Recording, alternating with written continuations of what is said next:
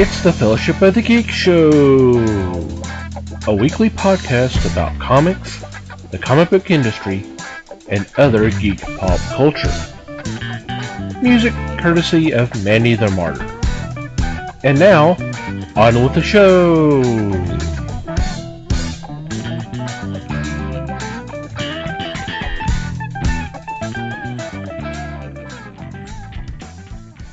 Hey everybody! It's the Fellowship of the Geeks podcast. My name is Thomas Chick, and joining me for this episode is Mike Marlowe. Hey gang. Les Webster. Hello. And Liz Newman. Hello everybody. How are y'all doing? Groovy. Groovy, great. And great! Did you say gnarly, Les? Yes, he did say gnarly. Oh, wow. He's stuck in the 80s. I guess. Totally radical, dude. Mm-hmm. Oh, Sure. my God. Like, wow. Gag me with a spoon. Boy, the bus is backing up early tonight, folks. Right. That's what you get for... You literally said one word. And we're You just gotta staring. say hello. That's what you get for being quiet during pre-show, dude. Oh, that'll learn you. Mm-hmm. Hope everybody is doing okay out there. So, what's been going on in your corner of the galaxy? Well, I'm finally getting caught up on my big old honking pile of stuff. I'm excited. I have getting caught up on Detective, which has been a very, very nice run for Brian Hill and company. All I lack now, I think, is the last one, which should be coming out any minute now. Yes, it just came out this past week. Yep. I hate to say that because I've enjoyed the hell out of it. Yep. I also had gotten behind on Strangers in Paradise, which is another one that I am really enjoying. I had the pleasure, I guess, of going into it with absolutely no knowledge, really. I mean, I've read some other of Terry Moore's works, so I came into this not really knowing what to expect, and it has been really interesting. It has been really cool. And I am also finally caught up on the current D&D title, Evil at Baldur's Gate. I had a bunch of those kind of stacked up on me there. So I'm finally caught up. This arc is fun because they're kind of doing it's basically a series of one-shots, kind of each focusing on a character in the group. There's some cool stuff there. I have been enjoying it greatly. Cool. I feel like I haven't talked about comics in a while in this little segment, so I'm kind of happy I'm getting to finally. What? Talk about comics? I know. Y'all lied to me. It's crazy.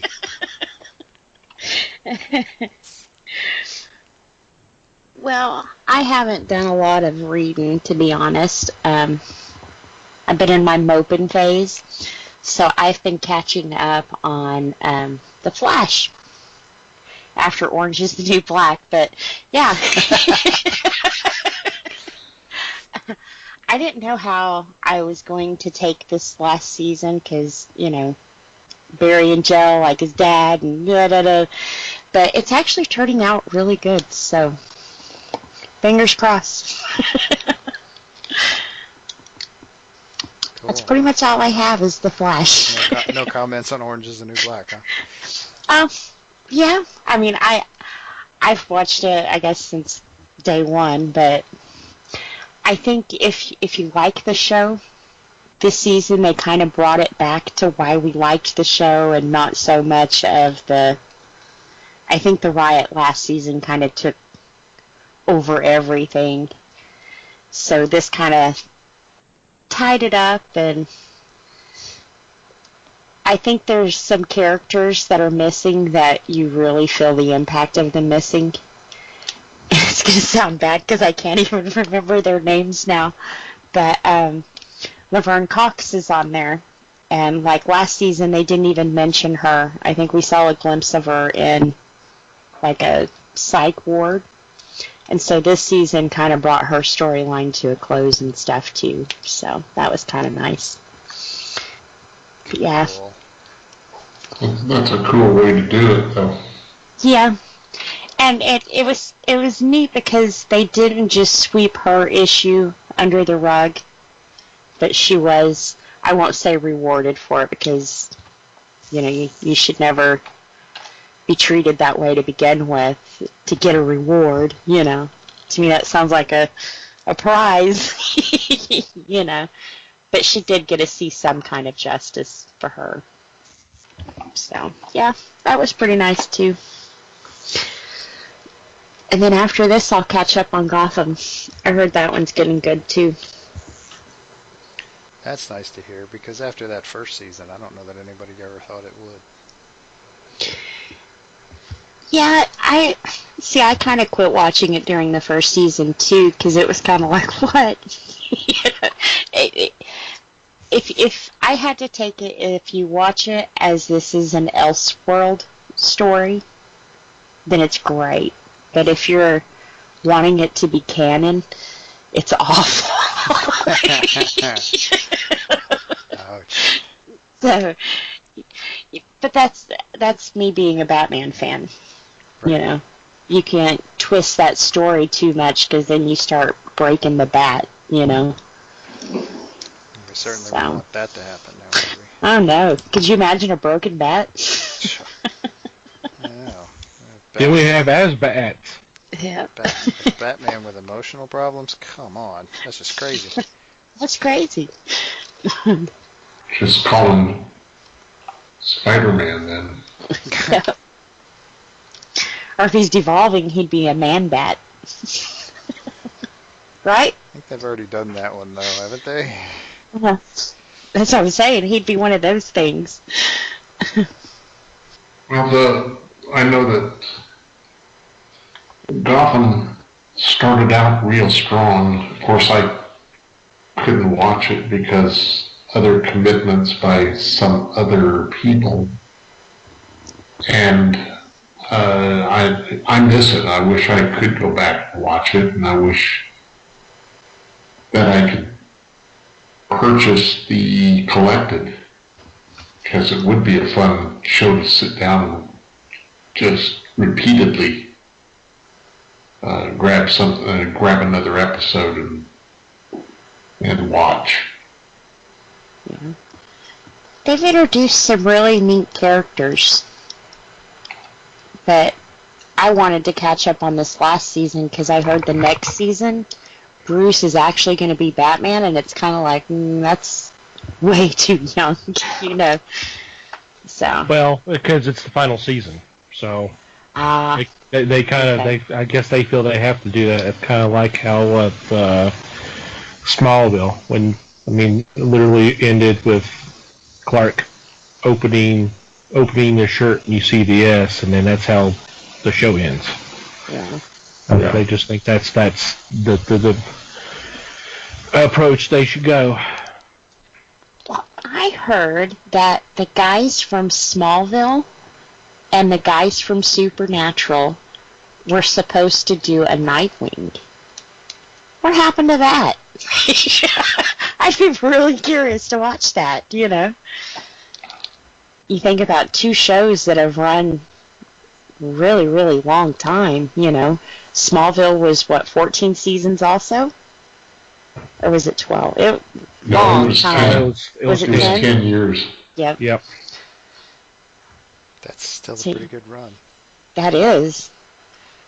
Because nowadays people lose interest and it's a new fad, new craze, you know. So it's kind of hard to go with your audience. But whatever the guys on Supernatural have tapped into, I'm glad they haven't tried to fix it, because it's been really good. Well, if if you have good stories and you have interesting characters, you're most of the way there. Yep. Yep.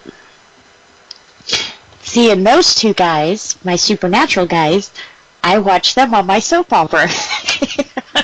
So when they left the soap opera, it was kind of like, now wait a minute, where did they go? And so I started watching Supernatural to find out what the heck they were doing. So it was kind of cool that I've been crazy for them for a long time. And you managed to sneak a soap opera reference in, too. Right? Okay, Les? Well, this week I've been reading a couple of collections. One was Where We Live, the tribute book for the shooting victims in Las Vegas.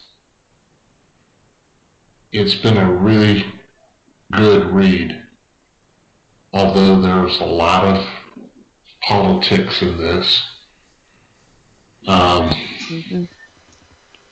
It's been solid.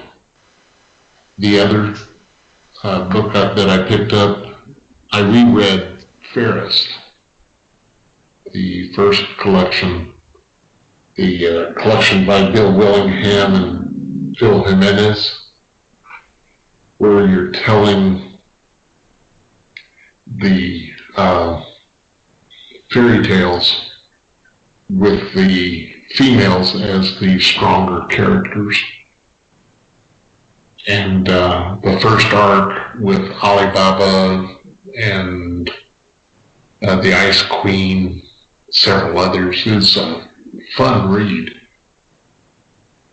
Especially when you've got references, modern references, that some of the characters look at the Jinn who makes these comments, and he just forgets that they're not hip to what he's saying. It's been a solid read, and I'm happy that I did pick it up again, because when it's as good as that, then to me it's just solid journalism. It gives you such a really good feeling to pick this stuff up. And this is an older book, but it's well worth the time and money. Just good stories. Mm-hmm. In addition to kind of catching up on some of my reading, I picked up a book, and you guys are familiar with this because I know y'all got copies as well. It's from Tomorrow's Publishing. It's called Book Implosion, and it's a kind of tells the events leading up to the DC Comics implosion in 1978, which we did do a episode about that in the not too distant past. We may go ahead and we may need to put a note, put a link in our show notes if y'all are interested in checking it out. I don't know if you guys had a chance to check this out. It is kind of interesting because it's really not so much it's all written as in comments either at the time or in retrospect, which I thought was kind of different. But it's a really unique kind of book, and kind of gives you a breakdown of like what the number of titles were at the time, and then what they plan to do, and then after implosion what happened to the stories. In a lot of cases, what they were already, they had already been written and drawn and all that. One of the things I found interesting, and I guess I really shouldn't, because that was kind of funny. because they make a reference to Marvel purchasing getting the rights to do the adaptation of Star Wars. And according to this, Roy Thomas, who would eventually write the adaptation with art by Howard Chaykin, Les's buddy, was really on board. He really wanted to do this. He said he was thinking it's a great idea to get this license. And Stan Lee was pretty much going, okay, I'll trust your judgment. But there was, I forgot who it was. Who was really, there was someone else, I can't remember the name right now, it escapes me. And I should have actually made a notation for this. He was kind of just he was not exactly on board with this because movie adaptations had not done well for Marvel at the time. So they really cut down the number of copies printed. And they talked about, well, the first issue came out and it did real well. And then the second issue came out and it did real well. And then the third issue came out and that's when the movie hit and it just exploded. I know at least the first 4 issues went to 3 or 4 printings, which is unheard of back in those days. Well, when you intentionally underprint something, yeah, guess what? Well, because they hedged their bets, and not surprisingly, right. They were playing it safe. They were playing it safe, right? And understandably so, because no one expected what happened. So, and of course there was. I know Liz and Mike may not know this. I'm sure Les would remember this, is the fact that they did several different formats as well for the adaptation, not just the comics. They did the treasury size. Not only the treasury size, they did it as in two different books, and then they did a third book with the whole adaptation together, and they even did a digest version. They did so many different versions of this adaptation, and it still just was flying off the shelves. But it's an interesting way to cover their butts, that's for sure. But it just kind of caught that little thing caught my attention. But it's a really good read because they talk about bringing Jeanette Kahn in, who didn't really have the publishing experience, comic book publishing experience, and they talk about the issues regarding raising the prices, altering the size of the comics, pages of comics, the paper situation, the weather conditions that the winter, with the blizzards and all that. I mean, so it's just all in there. It's really been kind of an interesting read, but as I said, it's all pretty much in just quotes from insiders, creators, either creators during the day or during back in that day, or who are creators now but were fans and readers back then. Because like Mark Waid's in here a few times, just as an example. But it's been a real interesting read, and if you guys want to check it out, it's called Comic Book Implosion. It's from Two Morrows Publishing, and that's two as in TOO, and then Morrows, and then Publishing. I'm sure your local comic shop has it. If not, I'm sure they can order it for you. Yep. Yeah, that's in my pile too. It's, like I said, it's been a real interesting read. It's just what they decided to do after they decided to cancel all the books. What they were going to do, some of the stories. For example, and it's kind of hard to imagine it now, is they were about to cancel Detective Comics because the numbers weren't there. But they had the Batman Family series going on, and that was doing real well.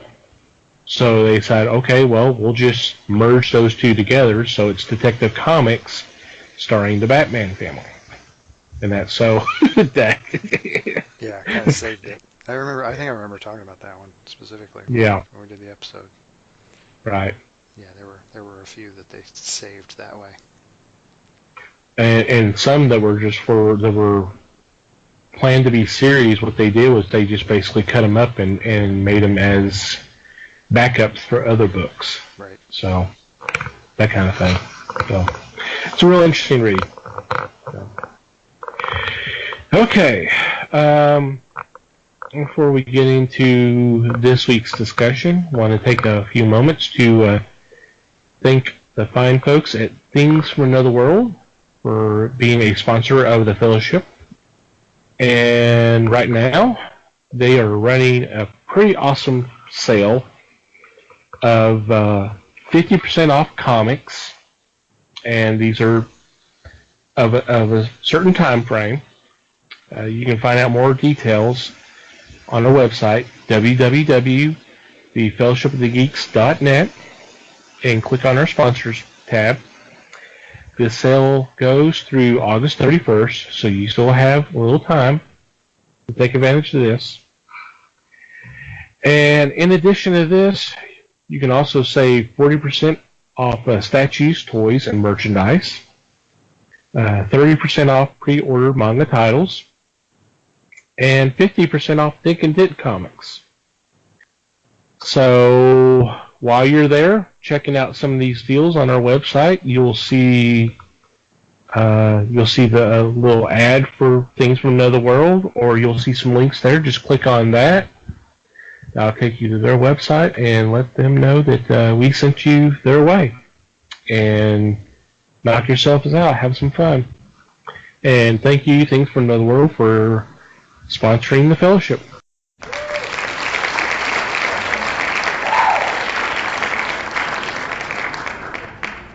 Okay. For this week, I wanted to talk about a certain storyline that's celebrating its 30th. No, it's the 35th anniversary, right? 35th. Yeah, it's 30. 30? Yeah, it was 88. 88, okay. Just want to make sure I'm looking at it wrong.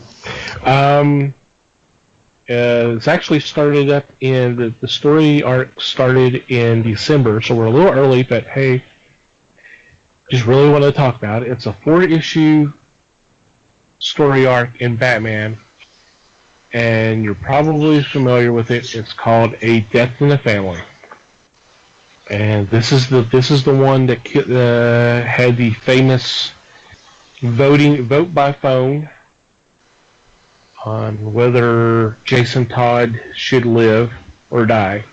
Spoiler. Spoiler for a 30-year-old story. We killed him. So I kind of wanted to talk about that a little bit, but I'm gonna open up the floor and let someone else chime in first. Well, I have to say, I have 2 favorite Batman stories, and this is one of them. The other one is Death of a Family, but that comes later. I liked this one because, we got to kill Jason Todd off.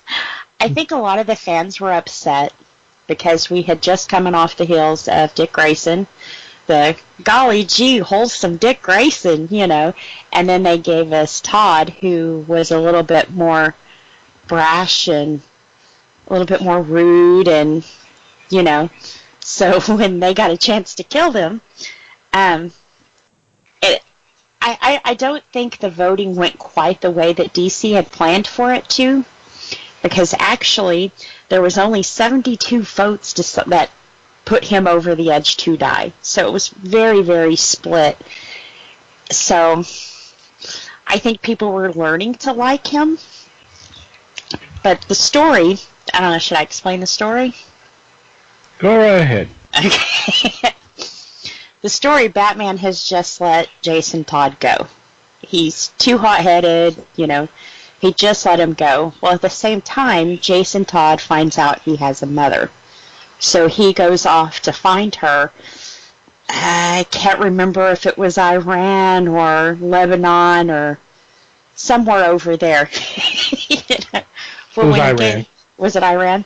Yeah. Well, when he gets over there, he finds out that the Joker's there. And pretty much blackmailing the person he finds out is his mom, Well, long story short, she sells him out. Joker gets him in a warehouse and beats the living tire out of him with with a crowbar. And that's when the issue is decided. Okay, guys, if you want to save him, call this number. If you want to save them, or if you don't want to save them, call this number. They gave, I think it was an 8-hour period. 36. 36-hour period for this choice to be made, and then they shut the phone lines down.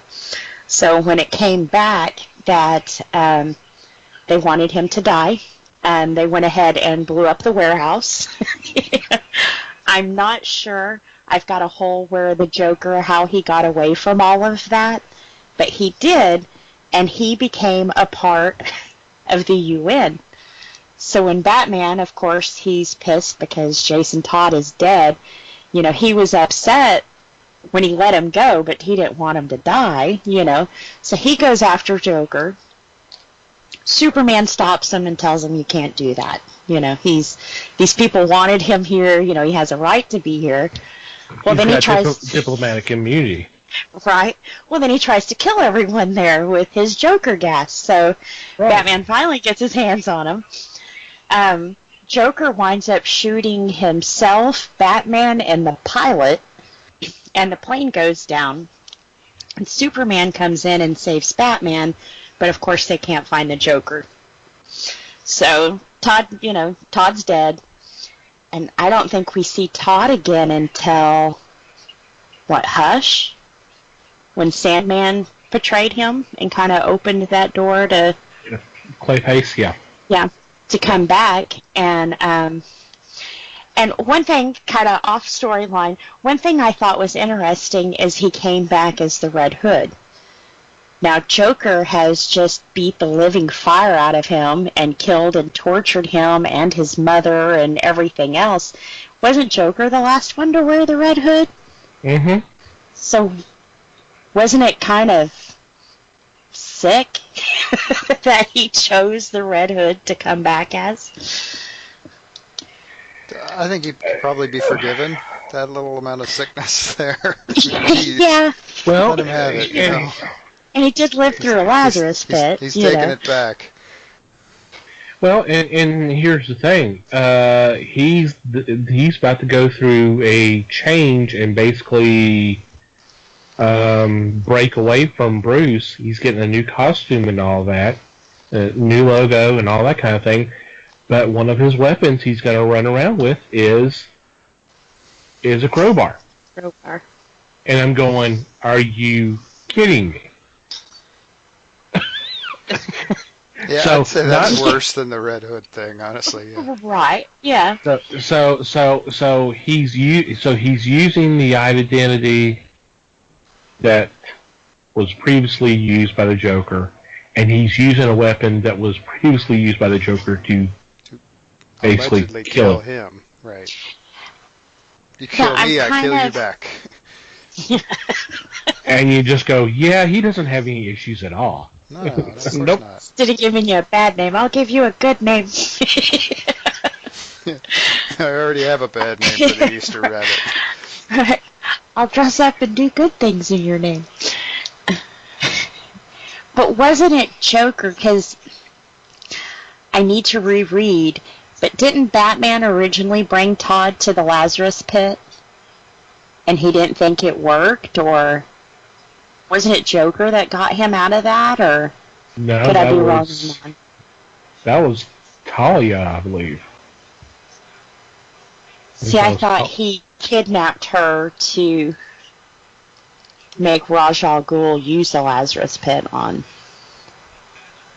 I'll have to reread that one again, because that was after the whole story there, but yeah, one of my more favorite Joker stories for sure.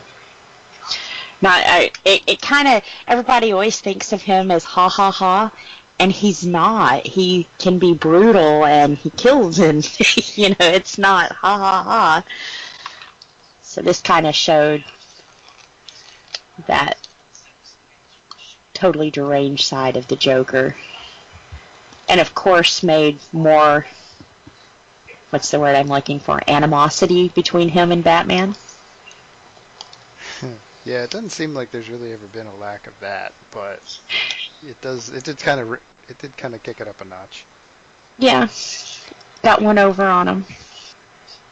Well, and it seems like with the Joker, because even thinking of the story after with Death of a Family, Joker has realized, I can't hurt Batman. I can beat him, I can tear up the city, but if you really want to hurt this guy, go after his family. And seems like every good story, that's what he does. So yeah, definitely gave Batman a new revenge, Yep, I agree. One of the articles I had read, though, it was like, it was the first time we've seen Batman with revenge and greed guiding him, and it's like, hello? Man is dressed like a bat because his parents died. Who are we talking about again? That's all he is revenge and greed. How many decades has that been his MO, pretty much? Right. I'm sure, Jason Todd was the little black teardrop of his emo life, but, it was already happening. Right, it was a thing, It was a thing, yeah. Well, to me, and I've said this on one of our previous podcasts when we did one. It was the one where we said, hey, if we had a chance, we would change a story arc or something like that. I mentioned it then because I talked about the whole Jason Todd thing. Jason Todd represents Batman's greatest failure. Because he just thought, here's this kid who has this rage against the world. I could take him in, and I can have him harness that to do good. But he couldn't. He was just too much of a loose cannon. So, when Damian comes along and says, hold my cape and watch this. I think he was worse than Todd was. See, I don't, because Damian has an ego. Yes, I understand that. He's a little Batman. He's still kind of a little bit more, he's still more controlled than... Right. He is at least capable of self-control. Yes. But, one of the things that I think separates Damian from the other Robins, though, is he doesn't owe Batman anything. You're not saving me from being an orphan, or you're not saving me from the streets, So he doesn't owe him anything. If anything, Batman owes him for being absent all those years, which wasn't his fault. Yeah, I know, but I think this is the first Robin that's come in that's kind of like, yeah, I don't know you nothing. If you want to train me or, love me or whatever, that's cool, but I don't have to be here. There's other choices for him. I don't need you. Yeah. I've been trained by the League of Assassins. My grandfather was Ra's al Ghul. Yep. I think I'm okay. I can take your head whether or not. Learned his self-defense and everything else from too. So he may actually know more than Batman does as far as training goes. He just hasn't learned how to rein that temper and control and ego in yet to use that full potential of it yet, The entitled Robin. Mm-hmm. Heck, son of Batman, grandson of Ra's al Ghul, yeah, I'd be a little entitled too. Yeah, I would have a little bit of an ego. Just a little, you know. But yeah, I think that Todd wasn't accepted because, like I said, he came in a little bit more rougher, and I mean, when people think of Robin, they're always going to think of Grayson. Well, and that's the thing. They had it both ways with Todd. Because when he first appeared before the Crisis, he was literally a Dick Grayson clone. His parents were in the circus and they were lost in an accident, so he was orphaned, he was taken in and all that. The only difference is I believe he was blonde or red hair, so they had to dye his hair, which quickly that element was forgotten. But he was literally, he acted the same way, and I think it was mentioned somewhere that when they made the change after the Crisis, where Batman kind of introduced the more streetwise, anger-filled Jason, that the detective stories still kind of had Jason the other way. Still the golly, carefree, but still wanting to beat people up, that kind of thing. It was basically, it was almost like there was like a kind of a disconnect between the two books. What about you, Les? This story made a huge splash when it first opened. That's obvious. The telephone lines for the voting went crazy. Problem I had with it was by the time I picked up my copy, which was, let's say, a day after the release, it was too late to vote. So, personally, I was wanting the character to live,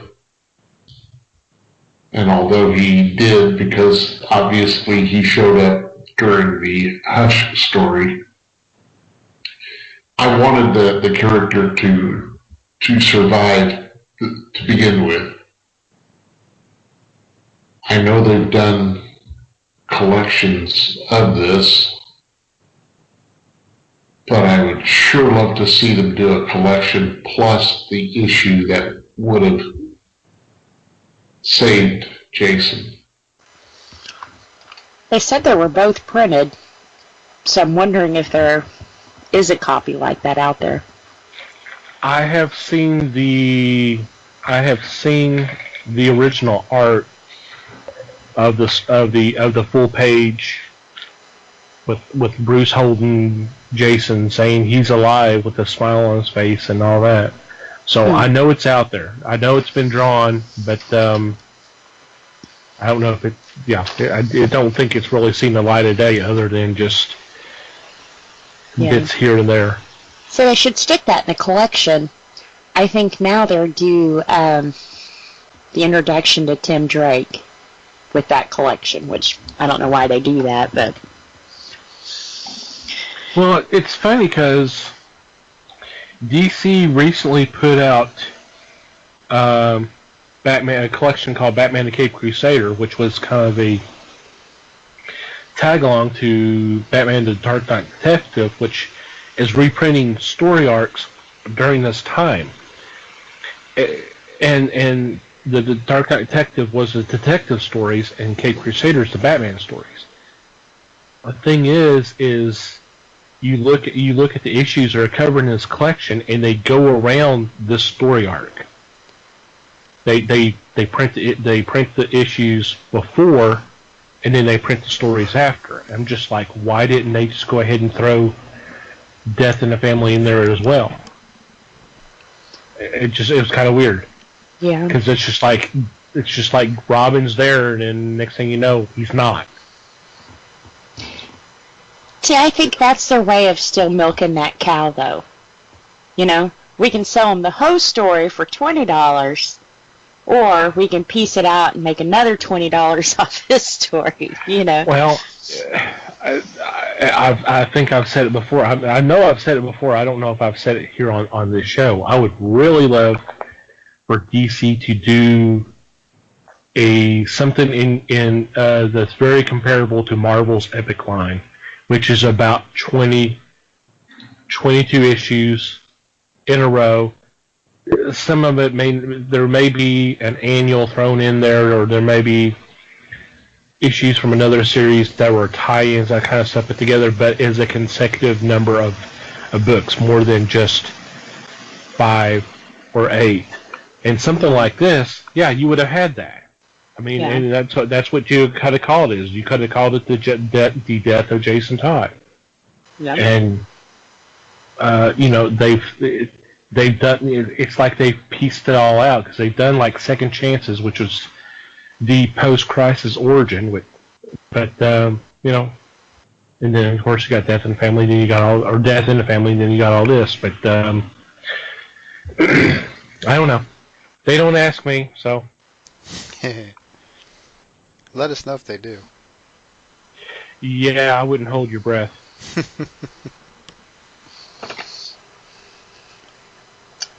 I didn't mean to interrupt you there, It could be very profitable for the collection. It could. I probably have a lot of it, but I'd still buy it. You and a lot of other people. Right. It would actually be kind of nice. It would actually, you know, honestly, do kind of, maybe, would you buy an omnibus? So it's a hardcover, maybe $100, but not only do you get everything. You get the pre-crisis stories of Jason, see how he's handled before, and then everything leading up to the death. Yeah. Why people voted that way. I don't know, that there are some weird people out there. I don't like know what you're talking about. The Walking Dead. I have those in omnibus too, but I have the same in issues. But I think for me it's easier to read than having to pull out 22 issues that's in an omnibus now? Or in those, anyways. Or you can buy 50 trades, you know, and you're in the same boat. Just takes a little longer to read it than an issue. With the omnibuses, it's more like 40 issues. 40 Is it 40? Yeah. Yeah. I mean, that's why you're spending the $100 or so, because that's quite a bit of material. Yeah. And it's worth it. It is. It's well worth it. And then I know, like in mine, like the last 20 pages, they show you the covers that you would have gotten with those issues. So, but yeah, Batman, I would definitely buy it that way. So what else were you thinking, Les? I was thinking that Todd, to me, was a really good character, and the grieving that Bruce Wayne did after the passing of Jason was well handled. I agree. You got a lot of stories with Batman being the character, and he did not rely on a lot of others to get him out of his grief. But then they turn around and give you Tim as the next Robin, who was kind of an uplifting character. Jason was a tough child to handle. Mm-hmm. Tim was not. Batman would say something, Tim's Robin would say yes sir and do it. There was no argument. Until, of course, their slight falling out. But there I have a problem. Does everybody have to have a have to have a fallout with Batman? Is he so unstable that they get to a point and say, that's it, I can't do this any longer? To me, Dick Grayson did this because he wanted to be Batman. He didn't want to just be a sidekick. But of course, how many years did he get to be a sidekick? Jason was pretty brash. Tim was pretty complacent. Damon, to me, is a waste of time. But the story of death in the family was obviously significant. It definitely turned the title and gave Batman / Bruce Wayne a more human aspect. And like I said, the stories that followed were more of Bruce or of Batman. And they were true, to me, they were true detective stories. You did not just have him fighting a mechanical Tyrannosaurus Rex or something of that nature. These were stories that had clues, and you actually had to follow them. And they were, if I remember, they were usually done in one type situations. You didn't have a lot of carryover to another issue to see if the criminal was brought to justice. It was pretty much one and done. Am I correct in that? I don't recall. I think there was some carryover because I remember around that time was like the Night of the Beast, the KGB story. I remember that being 4 issues or so, but you know, there may have been a mixture. But go ahead. Well, I can live with that though. It doesn't mean to me that you have to do a one and done, or you have to have a character carry your title. I just enjoyed the fact that they were able to do more with Bruce and give him a little more pathos as the lead character. I enjoyed it. I'm like Liz. I enjoyed this story, and I would say I want them to do more of them. But if you have to blow somebody up, then I'm not too keen on that. Yeah. I'd rather them kind of rein it back in. Otherwise, someone is going to die every other issue or something. That's, to me, is not a lot of fun. Yeah. See, and I liked it, though, because there wasn't just one person making that decision, you know? It was collective with the fans who chose the storyline out there. Which I don't think they've done anything like that since, have they? I don't recall one. I think it's standalone. Yeah. Yeah, I don't think anyone else has done kind of a, choose the fate. Yeah. I mean, nowadays I don't even think they would do that. It would probably be some kind of online poll or something like that. Yeah. Well, and at 50 cents a call, they made a little bit of change off that phone service, too. That's true. Mm-hmm. But I mean, you know how they can work it nowadays. If Yeah. they have a website and said, okay, for you to vote, you need to watch this ad or something like that. Like America's Got Talent.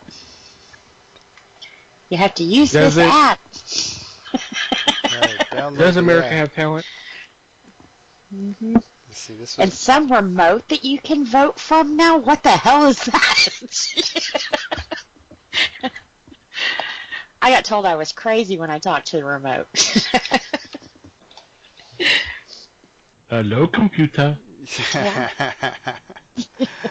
Oh man, that's an obscure one. Yeah, this was before the internet though, so Yeah, you take what you can. because there were 900 numbers instead of... Yep. Yeah. No, I don't think they were using 900 numbers. That was someone else. Where do you think they got the idea? I understand. But if you're calling 1-900, that's a different Batman and Robin you're calling in there. No, you're thinking 976. I think these were 900 numbers. I think they were 800. No, No, 1-900. Okay. Yeah.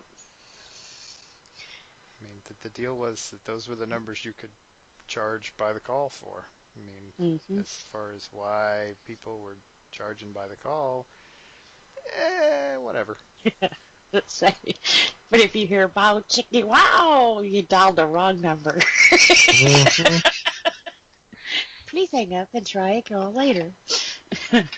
If they started talking real slow, then you knew that you were getting charged out the wazoo. Right. Or they work for Dell. Ooh, guess who's not going to be a sponsor of the fellowship anytime soon now? Jeez. Sorry. Thank you. She craps on Walmart, she craps on Dell. Jeez, who's next?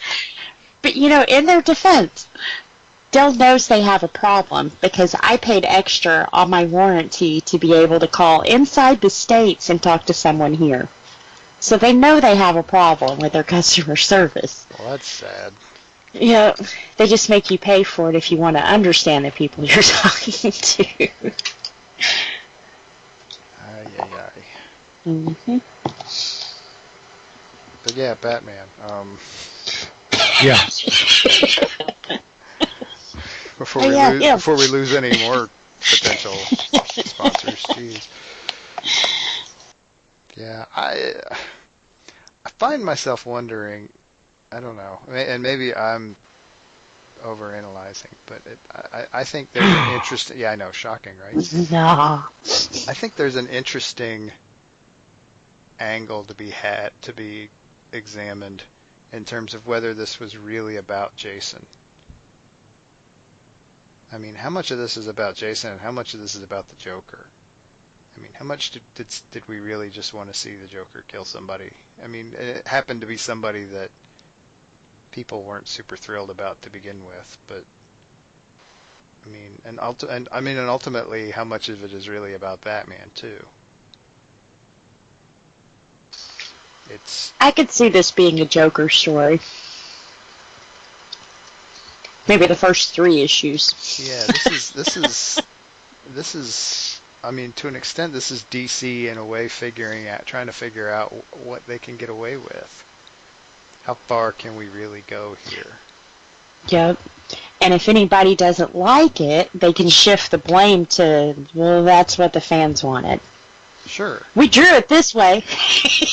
Yeah, we drew it both ways, just in case. But these heathens wanted it this way. Mainly because we damn well knew we had to had the thing at the printer a month before the phones even turned on, but,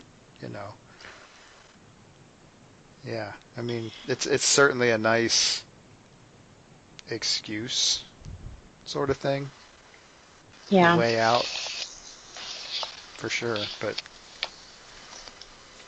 I mean, I think it says as much about the Joker as it does about Jason, though, to an extent, because I mean, you almost couldn't do this with any of the other bad guys. It has to be the Joker doing this. I mean, some of the others are vicious, but there's vicious, and then there's beat somebody to death with a crowbar vicious.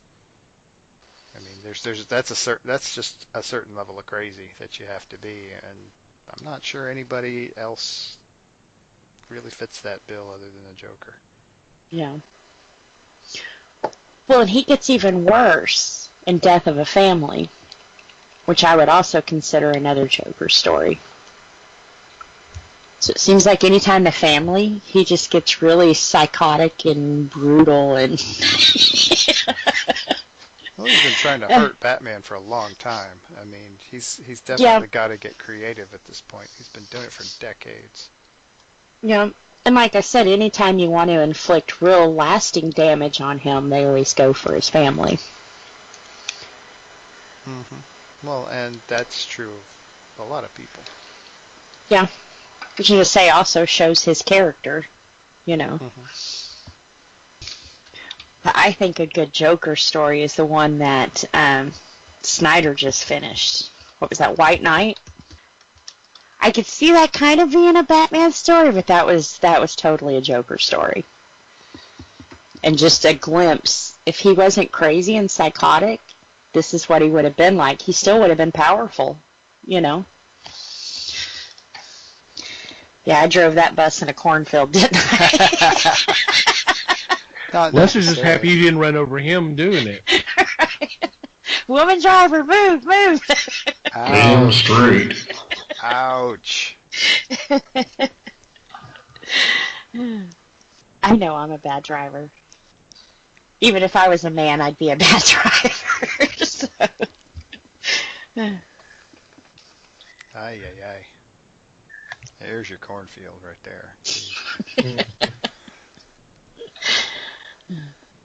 So if this happens today, is it a Twitter poll? Yeah. Or a Facebook one, Either that or like you said, download an app to do the voting, and then just charge, say, 50 cents for the app or some such. Or have all kinds of crazy ads before you can actually get to the page to vote on. Yep. I suppose the flip side of that question is, who's the one who lives or dies? Damien? Or is that too easy? I don't know. A lot of people don't like Damien right now. Yeah, it sounds like it. It sounds like I'm the only one like that with the group. Yeah, well, I like Damien. Like I said, he's a little Batman, If you don't like him, you don't like Batman. Oh, Les. Oh. Wow. Ouch. He missed it. It's okay. Oh, don't assume that it just because he's quiet he missed it. He's probably just loading up. He's just taking it all in. And never forgetting. Mm-hmm. Is there any way that you see them? We've already discussed that no one has done this again. Is there any way you see anybody stepping up and doing it again? I think before they killed Wolverine, they should have done it. I mean, he's coming back and everything now, but that was kind of, for me, X-Men kind of brought me into the comic world. So when he died, it was kind of like one of your friends that died, I think they did a beautiful story to make him die, but I think they should have polled the fans and said, hey, one of the X-Men have got to go. Who should it be? Did they have a Jason Todd at the time? I mean, come on. But see, that was the thing. Batman. Wolverine was doing good as far as numbers and stuff goes, you know. So it was kind of a shock when they decided to kill him, you know. And I know there's only so many things you can do with a superhero, but I mean, like, what, Superman's been around for 80 years? There's a lot of things you can do with a superhero. Well, they killed him, too. Right. And if you can't find something else to do with them, I hate to say it, maybe that's when you bring in a new writer and see what they've got, you know. If we've tapped you, let's try and tap this guy then, you know. Because I guess I live in that world where superheroes are not supposed to die. They just don't. That's what makes them super, right? You know.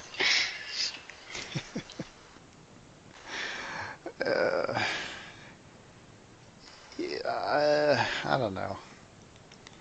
I think dying is just another threshold to cross. I mean, everybody ends up there somewhere along the line.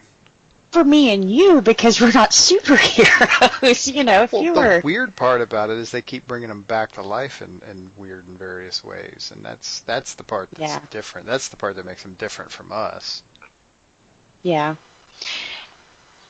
And if you're going to kill someone just to bring them back later, then why did you kill them in the first place? Dramatic effect. You know? Yeah. That's why. Because you can sell a lot of books. That's why. Mm-hmm. And if you think about it, Death of Wolverine, Death of Superman, they were all bestsellers. They were all bestsellers, you know? People like the train wreck. Well, sure, that's where the drama is, and that's where the story goes. Yep. Now, it's not a well you can go to too often. Well, it's not a well you should go to too often. You can. Right. But it's a pit. Yeah. I mean, look at the 90s. Right, they're looking at now. They pretty much filled up the bottomless pit. Yeah, I mean, it's gotten to where it's lost some of its meaning because it's been done so many times now. And yeah. They just bring them back anyway, so whatever. When you go on social media and you see a comic book website post a news item saying, hey, someone's, a member of X-Men's about to die, and you start reading all the comments, and 99% of them say, well, they'll be back in 6 months anyway, there's a problem. There is. Yeah, clearly that has lost its emotional grip. But I will hand it to Marvel because they kept Wolverine gone for a long time. A couple of years. Yes, he's been gone longer than I thought he would be. I will say that, but... I mean, they filled in that gap with Old Man Logan and stuff, but, they did have him gone for quite a while. And I'm not caught up on the hunt for Wolverine yet, but he may still not be there, so... No, because he's actually going to show up in a miniseries called The Return of Wolverine. Ah. And then now they're going to kill off Old Man Logan. Huh. Of course. Because his well, I mean, it makes sense, but I mean, his book ends in October, and then the November slits are hitting the internet. In November is the first of a run called The Death of Old Man Logan. I'm like, okay, well, I guess we know what you're going to do. Yeah. Like I said, The Death of Wolverine, I loved that story. I think, I mean, I'll spoil it because it's been out for years. He dies. Well, he dies. He dies. But, it wasn't someone killing him, though. That's when I thought that was the respect that character, he went out on his own terms. I'm doing this, you're not doing this, and I'm going to make sure that everything you wanted from me is gone, So I don't think there was a better way to have taken him out.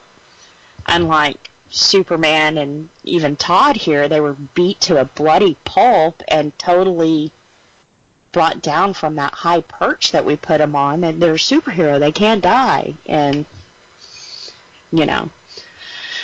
So to see Wolverine do it and not a Doomsday or a Joker or some other kind of character do it, to me that was respect, you know. Mm-hmm. Yeah, because there's worse ways for them to go. Like with a crowbar in a blown up warehouse. Well, one of the deaths that I still remember to today, and Mike might remember this because this was back when he was reading. This was, I think it was either Fall of Mutants or Inferno, one of those. It was the New Mutants. Does this ring any kind of a bell to you, Mikey? Cypher? Yeah. Death of Cypher. He was a character who they always tried to protect it, and he went out, and I can't remember exactly what had happened, but they pulled him to the side and said, "Hey, stay out of this, don't get involved." And he's like, "Okay, I won't do that again," and dies. And I'm sitting here reading this going, "Holy shit." Because he dies in the middle of a fight and no one notices. Mm-hmm. Oh man. Well, he had no combat skill to begin with. I mean, that's he true. Should not have been in a fight in the first place, and I think that was somehow part of the point, was that he was trying to be something that he wasn't. Right. But, well, in these characters, at least they're giving them a death instead of finding them in the refrigerator. Wow. So if you're a superhero guy, you get that only happens to love interests. That's what I'm saying. Yeah. Girls, you got a problem. Bring a sweater.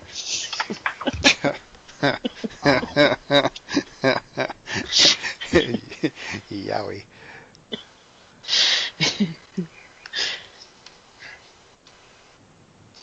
Were you going to say something there, Wes?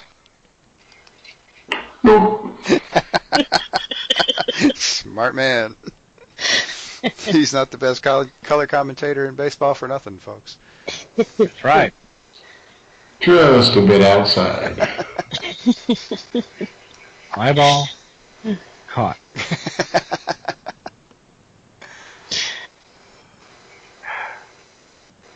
Okay, well, any final thoughts before we wrap this up and take a little break? I read the story within the last year or so, and it still holds up really well. It's Jim Starlin stories. Cool. So, but I think it holds up real well, and if you have not had a chance to read it, I highly recommend it. Yep. Yeah. Good stuff. Please do. Alrighty, on that note, we will take a quick break and be back with our weekly picks.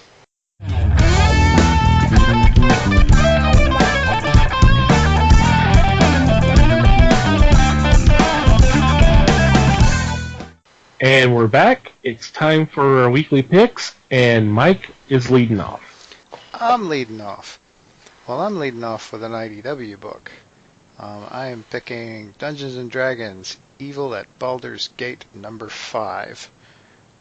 This has been, it's like I said before, I caught up on this, so now I'm ready for the new one to come out. And this arc, like, I can't remember if I mentioned this, but they are kind of doing sort of a series of one-shots, kind of focusing on each one's focusing on someone in the little party there. And this one should prove interesting because of who they're focusing on. They're focusing apparently on Boo.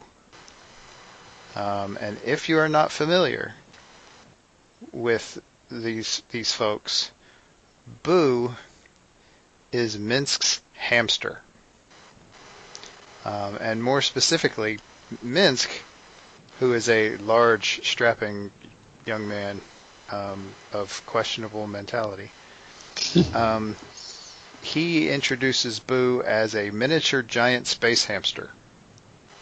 Okay. Boo is supposed to be the focus of this book, so I think that alone will be interesting. And like I said, the first 4 of these have been really good anyway, so this would be a fun one to check out. Nice. Does sound cute. I like Sounds that. too cute to be a Mike pick. He usually goes dark, but this is Yeah. D&D, so there we go.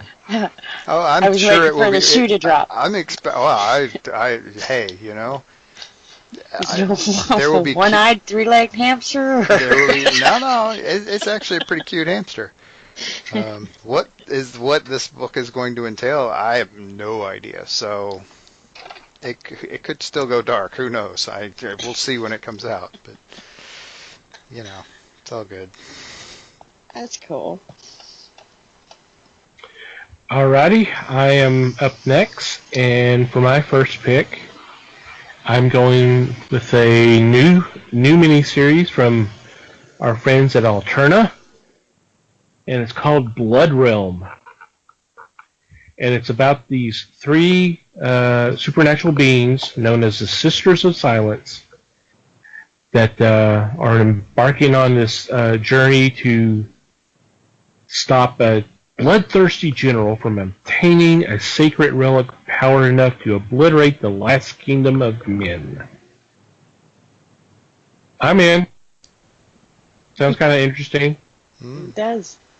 And Alterna has been knocking it out of the park, and I think this will be no different with this book. Sounds like fun to me. Yeah. Is this to be made into a musical or something? That would be awesome. But wait for the singing version. That would be awesome. They are I'm ready for this too. they are the Sisters of Silence, after all.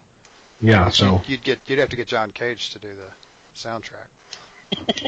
Ooh, yeah. There's a throwback for you. alrighty, Les. My first choice comes from Vertigo. And this is number 1 of Scarlet. Scarlet was a title that was run by Marvel before. And it's about a woman who is contending with police corruption. And when she affronts them, it starts a chain reaction of events. And that is pretty solid. Scarlet was I want to say a 6-issue series that Marvel ran, but now Brian Michael Bendis is with DC, so he brought his title with him. It's a creator-owned title, and he retained Alex Maleev as his artist. So I am excited to see them restart this and hopefully make it a long run. Cool. Yep, sounds fun. Does to me, sound too. cool.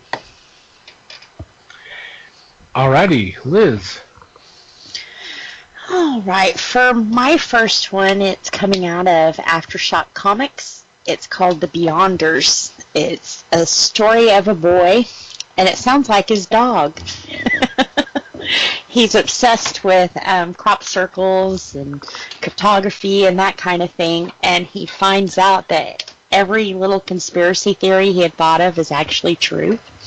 So he goes off in search to become enlightened, and I guess he runs across this genetically mutated corgi.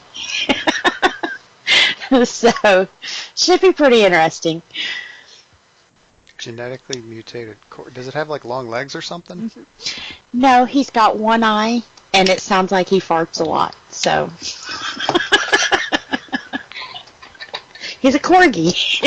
One for the kids. Wow. Okay. It sounds interesting to me that you get into some of that conspiracy stuff and it gets fun. Yeah. Especially the way they piece it together and make it true. Alrighty, Mikey, you're up again. Back around to the top.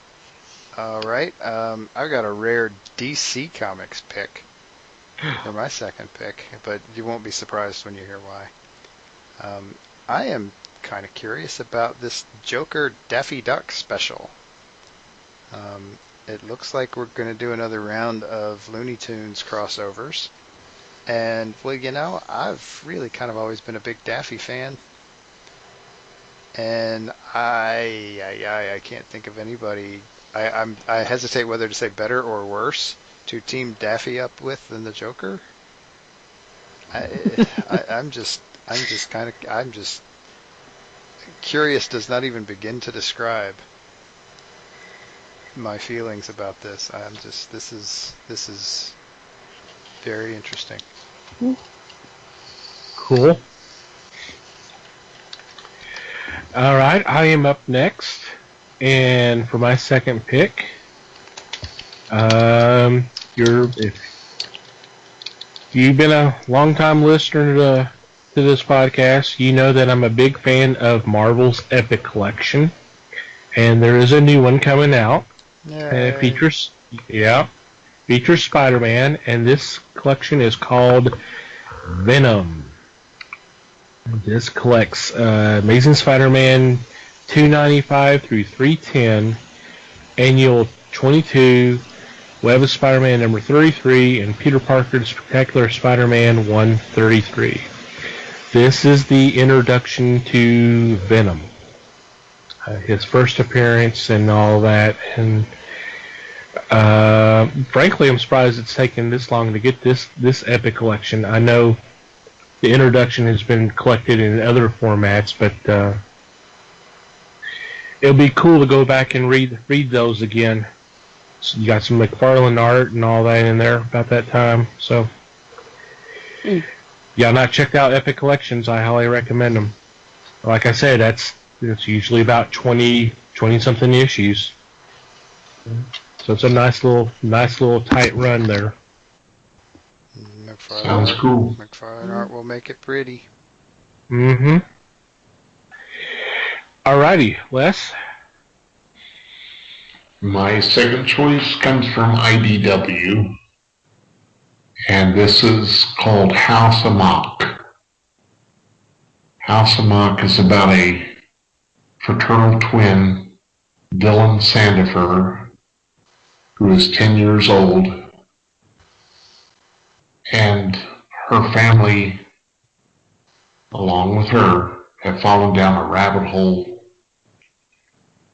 And here's what they say is in there: secret implants, conspiracy theories, Mandela effects, extra-dimensional invaders, and organ thieves. And many more. And a partridge in a pear tree. This just makes me itch for this title, because it's got to be an outstanding book, just because they have, well, going back, it's conspiracy theories, and I'm definitely in for that. And if I'm not mistaken, that's part of Shelley Bond's Black Crown imprint. Yes, it is. And her imprint has been putting out some different stories, and that's kind of cool. It's nice to have something that's not the norm. Yeah. Kind of challenges you a little bit. That's awesome. Yes, sir. Mm-hmm. Alrighty, Liz. All right, for my second pick, I did the same thing Mikey did with a Looney Tune crossover. This one is Harley Quinn and Gossamer. I mean, golly. They've done covers together. I don't know if there's been a story with these two yet, but the cover that they did with her and him was just adorably cute. So I'm glad to say that Jimmy and Amanda came back for this story, and she did the cover, which is adorably cute. So definitely this one. Not cute, just adorably cute. There we go. Cute. And well, in the cover, he's trying to eat her dog, and she's like, "No, that's not a hot dog." Yeah, just things you can see Harley doing. But it sounds like it's all fun and games, but the Joker may be in this story too. Surprise, surprise. So, yeah. And if you're not familiar, because Gossamer, I believe, only appeared in one Looney Tunes cartoon. Gossamer was the big orange fuzzy dude in the like the Halloween looking one. There was the one where Bugs ends up in this castle trying to escape from a mad scientist, and Gossamer's the pet that the mad scientist sicks on Bugs. And then he cuts his hair and he's just shoes. Yeah.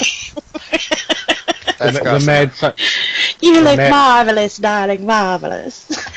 The mad scientist that looked a lot like Peter Lorre. He even sounded like Yes, definitely sounded like Peter Lorre. But yes. So yeah, fun one. See, and I think he was only in that one, but they've redone that cartoon since. Right. And then the newer Looney Tunes, he's the witch's, what was her name, Helga? He's like her son in those. So. What? Yeah. Okay. Not like her true son, more like an adopted situation. But yeah, he lives with her, and he's a kid in those instead of a big security monster. Yeah, a very large monster. Yes. Yeah. Cool. Alrighty. And our honorable mention this week. Our honorable mention this week makes me happy and sad at the same time. From Image Comics, this is the fourth and final trade for I Hate Fairyland. We had to bring it up one more time since so many of us love this book, and I'm sad that it is gone. But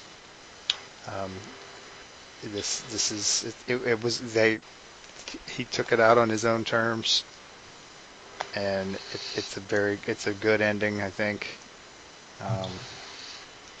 But yeah, this is it. Which, originally he said it was only supposed to be a mini-series. Yeah. And we got 4 story arcs out of that. It went longer than he intended because it was so popular. But yep. He was so good at it. Yes. Very much. Well, and the thing is he's talked about, she's not gone for good because he can always bring her back in as previously untold tales and that kind of thing. So we may see her again. Yeah, oh yeah, she was there for 30 some odd years. I mean, we didn't see all of that time. Right. Or how she even got there, Yeah. So that'd be very good. So. But if you need your Scotty fix, he is doing Deadpool right now, so. Yes. Alrighty. Any special shout-outs this week? I do have one, which you actually probably have written down too, but okay, go ahead. Let's do it. Wait, another sad note. We have, unfortunately, another famous death to mention. We would be remiss if we did not mention Aretha Franklin. Yeah. The Queen of Soul is gone. Yeah. Yeah. It was cancer, too, if I'm not mistaken. Pancreatic cancer. Yeah. Great voice. Great voice. That I would call that a hideous understatement, but yeah. Mm-hmm. Great voice. And how I learned how to spell respect. There you go. I think I still sing it when I spell it. Yep. But yeah, definitely one of the greats. But you know, she's kind of one of those who have left us such a big footprint in our music world and influenced so many others that it's nice to see that her style and she will live on through that. So, Absolutely. wasn't there someone who died today too? Didn't I see you post about it, Thomas? Yes, I did. Yeah, it was Barbara Harris. I know her best from the original Freaky Friday with Jodie Foster. She was the mom. Crazy mom. Crazy mom. She did a lot of theater work the last couple of decades, but she's done a lot of TV and movie work. And I did have a crush on her when back in the day when Freaky Friday first came out. I just thought she was beautiful, and then she was crazy. So yeah, totally crazy. She was beautiful though. So yep, our thoughts go to their family, friends, and loved ones at this time. So for sure. All right, any other special shout-outs? No. Okay. Alrighty. Well, with our regular shout-outs, we obviously go to Manny the Martyr, who supply the music for our podcast. Thank you very much, guys. It's much appreciated. We definitely recommend y'all to check it out. We'll have a link in our show notes. And second, we would like to thank the fine folks that make up the Potter and Family community on Twitter for retweeting and spreading the word of the fellowship. You should definitely go check these guys out. Check out their work. The best way to do that is just go to Twitter and do a search, hashtag Potter and Family as one whole word, and just scroll down. If something catches your eye, like, hey, I want to check that out, click on that link, download that episode, and hopefully you got another podcast to listen to. Thank you guys for your support. And finally, you, dear listener, we appreciate you supporting us. It's greatly appreciated. We value your feedback. If you have a comment, suggestion, question, complaint, observation, whatever, we would love to hear from you. And there are several ways you can do that. Email at thefellowshipofthegeeks.net would be a good way. Or you can go to the website and click on the About Us tab, and there is a contact form that you can fill out. We will get that. We ask that you follow us on our social medias. We are on Facebook, The Fellowship of the Geeks, and obviously we are on Twitter at Fellowship Geek. If you'd like to follow our personal accounts, you feel free to on Twitter. Mikey can be found at Mikey Geek. Liz can be found at Newman_L. And I can be found at TomTC Geek. And wherever you download our episodes, whether it's through iTunes, Google Play, iHeartRadio, Stitcher, Spotify, or YouTube, we would appreciate it if you would rate our show. And if you have a couple extra moments, a review would be awesome as well. Any final thoughts before we say goodbye? Thanks, everybody. Thank you, everybody. Thanks, and see you next time. Thank you for listening, everybody. It's great. Once again, it's greatly appreciated. Until next time, read more comics and support your local stores.